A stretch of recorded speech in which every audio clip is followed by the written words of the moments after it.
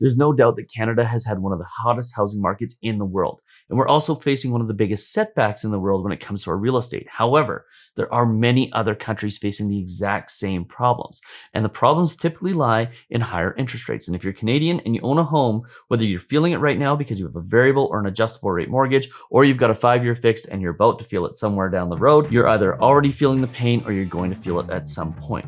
But is it as bad as other countries around the world? And that's what we're going to check out in today's video. The definitive guide on how to manage your credit. Product, penalty, price, in that order. It's never been more important to get your mortgage right. Okay, so in today's video, we're going to discuss the global real estate market because it is destined for a reset pretty much around the globe. There aren't very many countries that are going to be able to weasel their way out of dealing with higher interest rates because inflation has very much become a global problem, largely because of global supply chain issues, but also because of the amount of money printing that happened around the world.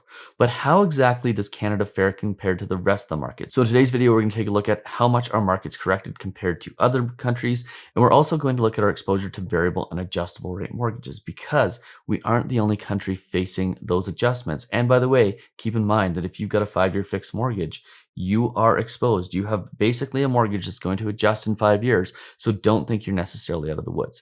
But before we get into all the details, do me that favor, hit that subscribe button, hit that notification bell, and please hit that like button so more people like you can see this video. And for those of you who are subscribed, I appreciate each and every one of you. Thank you so much. And for those of you who are about to subscribe, thank you so much for hitting that subscribe button. Okay, so let's get into it. We're going to jump into the news headlines. Let's start first and foremost with what's going on at home here. RBC sees 14% home price decline as homebuyers are feeling the heat. They have basically retooled their forecast. What's interesting about this is the big markets, Vancouver, Toronto, are already down 14 to 20%. So basically what they're doing is they're saying, we see markets coming down this much. And when the years turn over and we get to that peak of April or May of next year, my guess is that it's not going to be a 14% decline that we've seen year over year. It's going to be significantly more than that, probably in the 20 to 30% range. Now, the thing is, timing the market is really, really difficult. Nobody is good at it. And any forecast like what I just made is a total guess. And I've always said that on this channel is when you make those forecasts, or when you read forecasts, basically what you're doing is you're reading a whole bunch of different economists' forecasts, and you're just trying to figure out what your exposure is on the top side and the bottom side. And so right now I would expect in provinces like Ontario and BC that 14% is probably low. In Alberta and Saskatchewan, even a decline of 4 to 5% is probably high. And they say that in this article. They talk about the fact that BC and Ontario are going to suffer more, and places like Saskatchewan and Alberta, which are commodity-rich provinces, are probably not going to suffer as much, especially given the fact that they didn't see the irrational exuberance in the market that places like Vancouver and Toronto saw. Now, here's what's interesting though. When we start talking about the global real estate market and what's happening around the world, we may feel like we are in a really bad place with Canadian real estate. However, it isn't actually as bad as other countries. So this is a report. This comes out of the IMF. And basically the headline is this: the world's hottest housing markets are facing a painful reset. And from Sydney to Stockholm to Seattle, buyers are pulling back as central banks raise interest rates at the fastest pace in decades.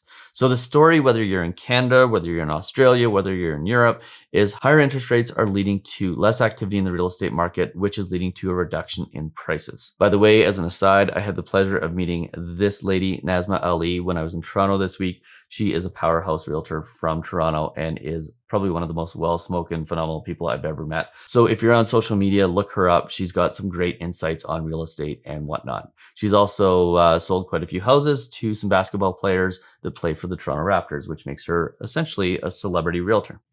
Anyways, getting back into the details, there's some interesting things here. I'm going to show you a chart in a second, but this is one quote right here that just stands out to me.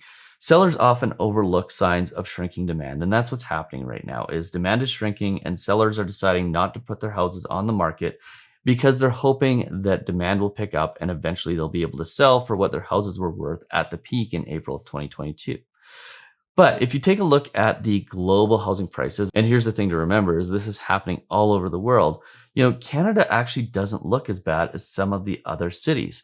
So take a look at Toronto here. Toronto seems to be faring pretty well compared to places like Auckland, compared to places like Sydney, and compared to places like Stockholm. Now, one of the things that's happening in these other cities, for example, in Australia and New Zealand, they typically have 1-year rates that reset every single year. So as their interest rates increased, and obviously New Zealand started increasing interest rates before the Bank of Canada, if I remember correctly, well, the rates reset more frequently, which means that when interest rates go up, there's more sensitivity in those real estate markets, which means the declines happen faster. See, the difference with Toronto versus Sydney and Auckland is that Toronto has all of these 5-year fixed mortgages, probably 40 to 50%, that aren't going to reset until 2025 or 2026. So there's less pressure from interest rates on the real estate market. But in these markets where there's lots of interest rate pressure, because pretty much all the mortgages are in some sort of short-term or variable adjustable, you're seeing the declines happen faster. Now, I want to show you this graph because this is supporting the point that I just made, which is places like Australia and New Zealand and Spain and the UK all have significantly more exposure to variable rate mortgages. So look at the rate vulnerability here. Look at Australia, it's pretty much 100%. Most people in Australia have some sort of exposure to an adjustable or a variable rate mortgage. Now, when you start looking at the US, because of the 15 and 30-year fixed mortgages, almost nobody has exposure to this. So you're going to see in the markets where interest rate exposure is higher, a quicker runoff in the housing prices than you would see it in places like the US. And that's just because of that, again, that interest rate sensitivity.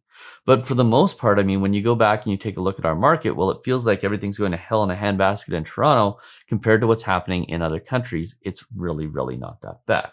But here's the question. The question is not what's happening in our market. The question isn't how much are interest rates going to go up. By the way, pretty much every bank across Canada now has revised their estimates to say that the height of interest rates is going to be about 4%, which means we're going to see another 3/4 of an interest rate increase.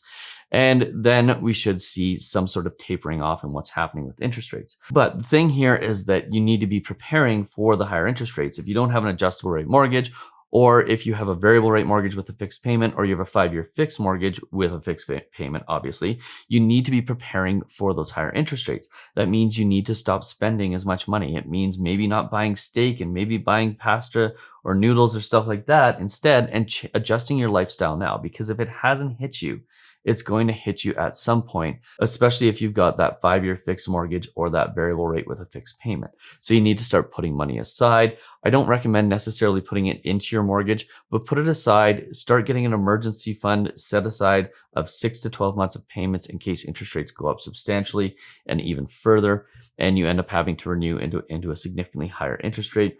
And just get prepared.